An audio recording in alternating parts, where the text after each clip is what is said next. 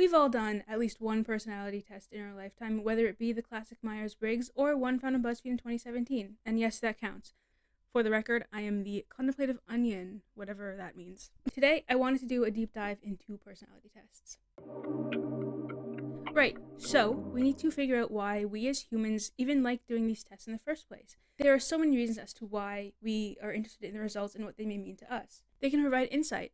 Strengths and weaknesses are often given in these types of assessments, which can help us become better people by honing in and strengthening those strengths and fixing those weaknesses. For some, it gives validation as to why they act and think in the ways that they do. Tests like these also have a social aspect to them, not in the ways that it will physically get you out of the house and socializing with others, but in the way that it tells you traits that you are compatible with when making friends or finding partners. Kind of what some people think astrology does, but based in reality.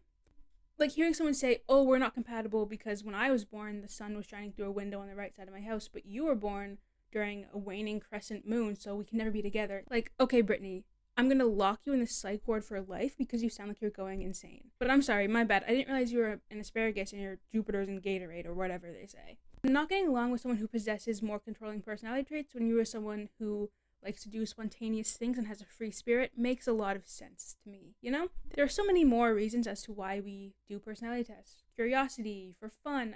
I mean, even some workplaces are now having their employees complete personality tests for either recruitment purposes or career development, which definitely has its pros and cons. There are two main categories when it comes to personality test types. First being self-report inventories. These tests include questions or statements that the test takers will answer, often on a scale to indicate how well those statements apply to them. The question could look like, I enjoy meeting new people, then there'd be a scale. Strongly disagree, disagree, neutral, agree, strongly agree.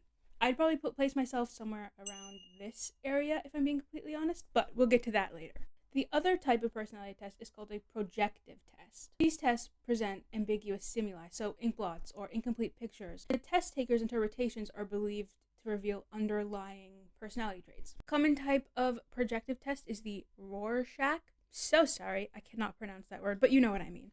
Which is when the participant is shown a series of symmetrical ink blots and then shares what it looks like to them.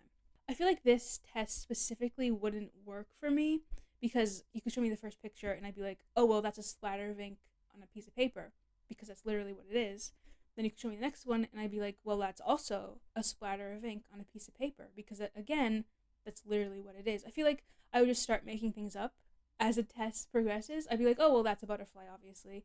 And then I'd be like, well, that's a rotisserie chicken. What's that going to tell you about my personality? That I'm hungry? Okay, that doesn't really help. Today, we will just be sticking to the self-report inventory test because I want to. And mainly, I'd have to go to, like, whoever conducts personality tests, whether it be a therapist or whoever that may be. And I don't want to do that. So, self-report inventories it is. With that being said, these are the tests I'll be completing today. Myers-Briggs. 16 personalities, which are pretty much the same thing, but I'll get into that when the time is right. The HEXACO, the Big Five, the Eysenck test, the Enneagram test, and the True Colors personality test. Let's get testing. First, we're going to start off with the most popular test, which is, of course, the Myers-Briggs, dating back to 1943 with the first recorded version of the Myers-Briggs type indicator, also known as the MBTI. This has been a standard test, but is it really as good as we think it is? Well, long answer short, no. All of these tests definitely have their pros and cons. And one of the cons of the MBTI is that it mainly focuses in behaviors, when in reality there are so many other factors that make up someone's personality, like location, age, gender, education. The Myers-Briggs doesn't really take those factors into account, which is why it is slowly being phased out as the go-to personality test. When you type in Myers-Briggs into Google, this is what comes up, but don't get confused. It is called the 16 personalities test, but Myers-Briggs will group the traits into like an all-encompassing personality title, I guess. Whereas the next test, also called the 16 personalities personality test, breaks down the 16 main traits when it comes to personality. I know it is a little bit complicated, so hopefully I cleared it up for you, but let's face it, probably not. Although almost identical, there are some key differences between the 16 personalities test and the aforementioned Myers-Briggs. For instance, the MBTI is built on Carl Jung's theory, which in the simplest terms possible, the unconscious and conscious mind blend together to make one's personality. I honestly have no idea, but I think that's what I gathered from my research. On the other hand, the 16 personalities test is based on the Big Five model, also known as the Ocean model, which stands for openness, conscientiousness, extroversion, agreeableness, and neuroticism. Which means that the 16 personality test that I'm completing right now combines both cognitive function and behavior, which can produce more accurate results. I very, very, very briefly touched on the Big Five model, or at least I told you what the Big Five traits are. But for a more in-depth look, I'll break it down for you a little bit, okay? The first trait is openness, which is curiosity, creativity, even willingness to experience and express new ideas. Trait number 2 is conscientiousness. Don't think I pronounced that correctly. I'm so very sorry. This measures efficiency, organization, self-control, responsibility, attention to detail, basically how well a person works, right? Do they have good work ethic? Do they complete their tasks promptly and properly? Do they put a lot of time and effort into the task at hand? Next is extroversion. This tests sociability. Are they outgoing? Do they have energy when they're around others? Do they make and keep friends easily? Fourth is agreeableness. Empathy, having others come before them. Pause. Putting others' needs above their own. Trust is also a part of this section. It's pretty much how you feel and act towards other people. Finally, we have neuroticism, which I also think I pronounced incorrectly. So sorry if I did, but I don't really know. This is how often and how strongly a person feels negative emotions, so stress, doubt, anxiety, sadness, and anger, among other things. This specific test I'm taking is called the Prism Ocean test. This is a spectrum test, not like the autism spectrum, although let's be real, I got a touch of that. Actually, more than a touch, probably got a whole handful of that. Each of the letters line up, and you'll be placed somewhere in between the two options. So like the first one, the P stands for practical and the O stands for openness. So it'll be placed somewhere between there. You know what I mean? And then we have responsive and conscientious. Can't say that, so sorry. Introverted and extroverted, strong-minded and agreeable, and then finally mellow and nervous. Much like the Big Five, the Eysenck test measures both extroversion and neuroticism, but it also measures psychoticism, which from what I understand is very similar to neuroticism. Instead of negative emotions, psychoticism is negative behaviors. So manipulation, recklessness, impulsivity, risk-taking, things like that fall into the psychoticism category. The reason that I wanted to take this test specifically is because it also has a lie scale, which measures if the test taker is lying to make themselves seem better, even if they are taking the test alone. Which is very interesting because none of the other tests that I'll be taking today have that. They don't test on that. Do I think that makes this test more valid? I don't know, but I do think it definitely gives more insight into the test taker. The HEXACO was created in 2000, making it the youngest, but legal, test we're taking today. It is still based in the Big Five model, but the difference is the H. While conducting research in other cultures, Canadian psychology professors Kibyom Lee and Michael C. Ashton found that there was a sixth main personality trait that the Big Five creators didn't take into account when they made the test in the 1880s. To be fair, the version of the Big Five I took was a more modernized version, but still, the original idea for the Big Five came about in the late 1800s. With their findings, Lee and Ashton were able to add a sixth element, the honesty and humility factor. People with high scores in this section are considered sincere, fair, modest, and non-materialistic, while people with lower scores are considered rule-breaking, entitled, manipulative, and greedy. Enneagram test is like the Myers-Briggs in the sense that it gives you an overarching personality type. The way that the types are determined, though, are through core fear and core motivation, which are opposites, cognitive functions, behavioral patterns, and emotions. I'm gonna be super honest, this was the hardest test for me to understand while doing my research for two main reasons. The first being the history. There are so many different points across time where this idea has been brought up. The first being in 4th century Egypt, when similar ideas were found in the writing of Saint Evagrius Ponticus, who stated, "We all have one vice and one virtue." Obviously, it's not the exact same model of a modern-day Enneagram test, because it's from the late 300s, but there are some similarities. The other reason that it was so hard for me to understand was because of the mathematical side of it all. To be fully transparent, I'm fully still lost on that. If anyone who sees this has a greater understanding of the mathematical side of the Enneagram test, please leave a comment, explain it, because I'm still so lost. Thanks. In 1978, this test was created to categorize school children into learning styles. I am neither a child nor in school, but am I still going to take this test? Yes. So it will give me one of 4 colors: orange, blue, green, or gold. I can't really go into detail about what makes up each specific color because all this test does is give you the color and then the characteristics. So I don't want to preemptively give you the characteristics because that would be spoiling the results. The results are in, so let's get into them, shall we? In almost all of the tests, I scored either very high in introversion or very low in extroversion, depending what they were testing on, of course. 94% introverted. My lowest score by far is social boldness with a 0.2, which is extremely low. Oh my god. My lowest section by a long shot is extroversion. As suspected, introverted is very high. It's almost at the end, actually. This is not a surprise. I'm in the deep introversion side with a score of 3 out of 24, which is extremely low, actually. That's really low. Listen, I knew I would get relatively the same results in this category, so that wasn't really surprising to me, but what was surprising was just how introverted I seem to be. There are 4 different types of introversion, so I'd be interested in finding out which specific type I am, but that's a different topic for a different day.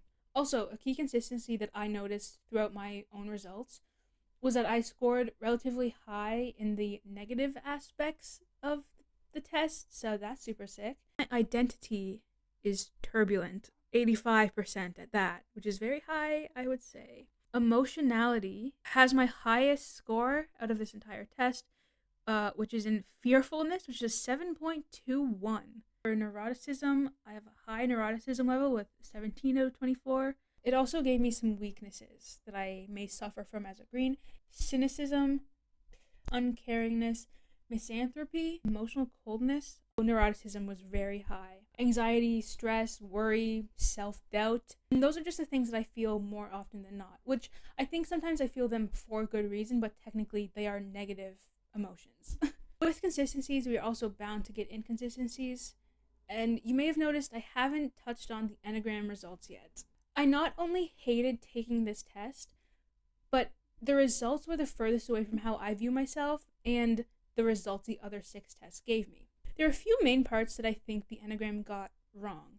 It gave me type 9, the peacemaker, which I don't think is necessarily the wrong title for me, but there are just some things that fall under that category that don't align with myself. Right off the bat, it told me I was optimistic. That is fully incorrect. If I were to place myself on a scale between pessimism and optimism, I would be so far into the pessimistic side of things, I wouldn't even be in the middle, so it's not even a gray area for me. My glass is always empty, you know what I mean? It also told me that I'm very energetic. It gave me 30%, which according to the test is very high. That's simply not true. I have no energy all of the time.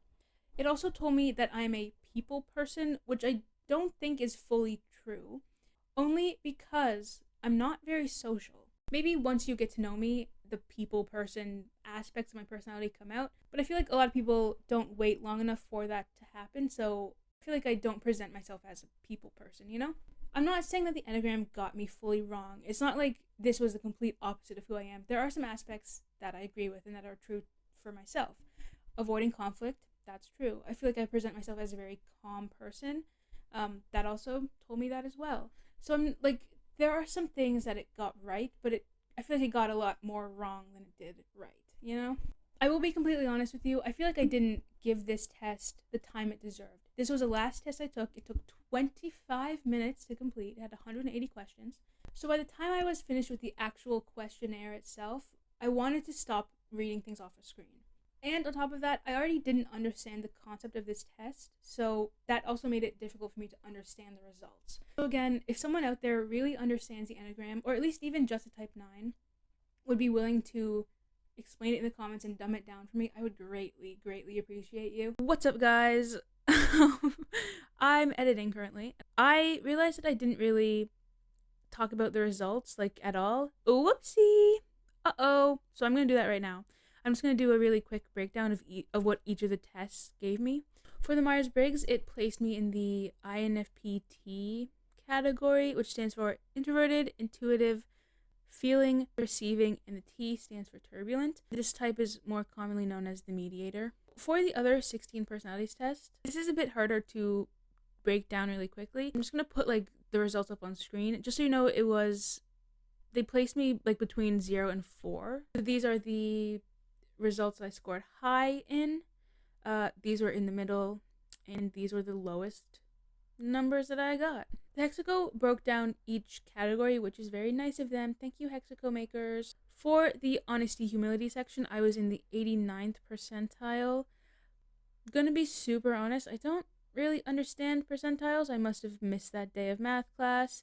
But I think because I'm in basically the 90th, we'll just say the 90th for now, that means 10% of people scored higher than me. I have no idea. I think that's how percentiles work. I don't know, though. I'm just gonna tell you the numbers that it gave me. With emotionality, agreeableness, and openness were all around a 6. Oh my god. 666. Just gained some more negative energy. Another strike for neuroticism. Finally, I got a 4.5-ish in conscientiousness, which I still am not convinced I'm pronouncing correctly. But you know what I mean. For the big 5, I was more practical than open, in between responsive and whatever, you know the word. Obviously, more introverted, more agreeable than strong-minded, and in the middle of mellow and nervous. The Eysenck told me that I am deeply introverted. Like, I'm not even just a regular introvert, I have deep introversion with a score of 3 out of 24. Oh my god, that's so low. Oh my god. I also have a high neuroticism level with 17 out of 24. An average level of psychoticism, which again is negative behaviors. To be fair, the average is between 4 and 11, and I am on the lower side of that scale with a 5. For the most interesting part of the Eysenck test, the lie scale, I scored an 11 out of 25, which technically is average, but it's pushing it. It's really pushing it. Like, one number over, I'd be lying a bunch, apparently. I don't want to know what questions, or I guess responses, it flagged as possible lies, so I could explain why I answered that way. But unfortunately, it did not do that, so I will never know what I lied about. It also placed me on like a graph thing in the section of introverted and neurotic, not surprising based on the other results. This is also known as the melancholic hemisphere. Also, it's not known as that by anyone other than me. The Enneagram, the worst test of the day. Hated taking this, hated the results, whatever, that's fine.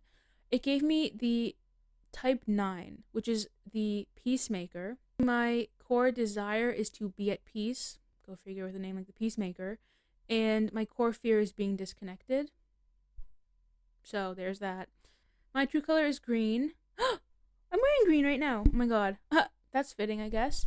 Green strengths are being analytical, curious, free-thinking, calm, and philosophical. While some of the green's weaknesses are arrogance, aloofness, being unrealistic, and unsurprisingly antisocial. Those were the results, basically, of a very quick rundown of each of the results. If you watch this, tell me if we are similar people, I guess. I don't know. Anyway, back to the scheduled program.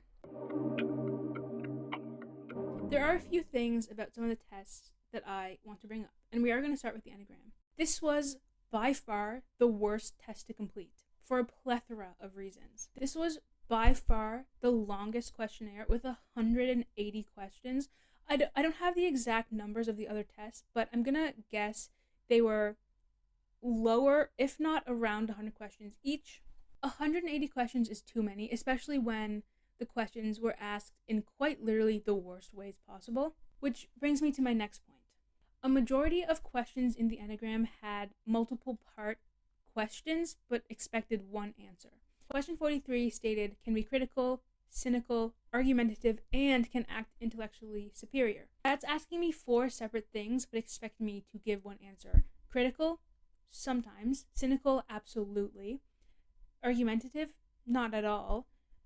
Intellectually superior? Absolutely not. So I agree with 2 things, disagree with the other 2, which means I have to answer neutrally. But But by answering neutrally, it doesn't give a lot of insight into my personality. I had to answer that way for so many questions on this test because they were asking too many things. And I disagreed with half and agreed with the other half, so therefore I'm in the middle. I feel like that's why this test didn't give me results that fit me, simply because the questions were just not precise enough. Just because I called out the Enneagram for their lack of good questions doesn't mean the other tests didn't have them as well. I feel like situational questions would be really interesting to see. You get a situation and you tell how you'd react or solve it. That would be difficult to do online, and I guess technically that would be considered a projective test, but still, I think it would be interesting to see. And I think, at least for me, I would have been able to answer some questions more honestly. Not that I wasn't answering the questions honestly, but I was answering them to my fullest capability with what I was given. I feel like the questions given were not the best. At least they weren't worded in the best ways. Questions like I enjoy silence. Again, it's just I need a more specific question, because I like silence as in the fact like I don't like having other people around me talking too loud, but I need like music to focus, or like I need like YouTube videos to fall asleep. It's just such a non-specific question. I need like to really get those details so I can answer it properly. This was a very, very specific question that I didn't like, and it was, do you like to daydream? This was from the 16 personalities questionnaire. Do you like to daydream is a fine question in and of itself, but the issue that I had with it was there's such a massive difference between do you daydream and do you like to daydream. Do you daydream is asking about an action. Do you like to daydream is asking about a reaction to that action.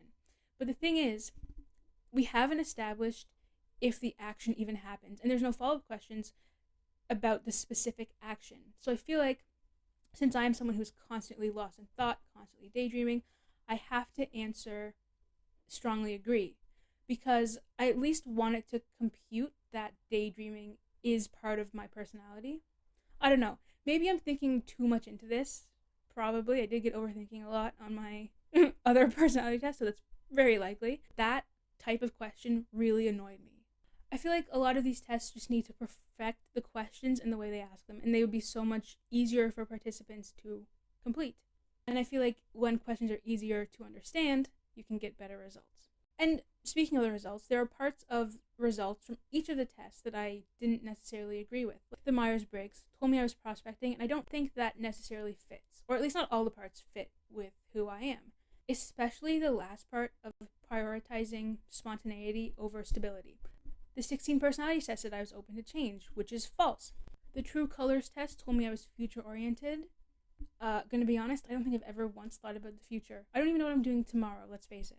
It also told me that I'm intellectually elite. Let's be real, a 4-year-old is more intellectually elite than I am. Not a single thing is going on up here.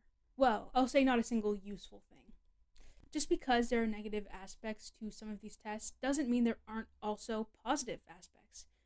The HEXACO comes to mind first, which one is the most fun to say. HEXACO, that's so fun. I love that. I love an X sound. This actually has a really interesting thing at the end that you answer, and it's about yourself. So age, where you grew up, your gender, your sexual orientation, your first language, ethnic background, your highest level of education. I like that question a lot. If you're religious. It even asked you if you're the youngest, the oldest, the middle child, which is very interesting. It also asks who raised you, how many kids were in your family growing up. It also asks you who you voted for, or what party aligns with your views. It also asks you some questions about world events and where you stand on those, which is very interesting. It asks you a lot of questions that I really like, because I feel like things like that play a big part in personality, which a lot of the other tests didn't take into account. I also liked the length and how simple the questions were in the True Colors test. To be fair though, I did do a very quick, very free version of the True Colors test because I didn't want to pay for the full thing. But questions are easy, the results were easy to understand, it just gave you a list of characteristics, and that was nice. It was very different from the super in-depth paragraphs upon paragraphs that the other tests gave me, which was a nice change. All in all, do I think that one specific test is superior to all the others? No. Do I think that one test falls below the others? Not necessarily. But I do understand why they're fun to complete. Even though they may not be the most accurate representation of someone, I do think that some of the results are valid, at least for me. I hope you liked this video. If you did, leave a like, leave a comment, especially if you know more about the Enneagram than I do. Granted, you would just need to know how to spell it correctly, because I always forget there's an A in it. Well, I guess there's 2 A's in it, but I forget about the first one all the time. And subscribe to the channel for more.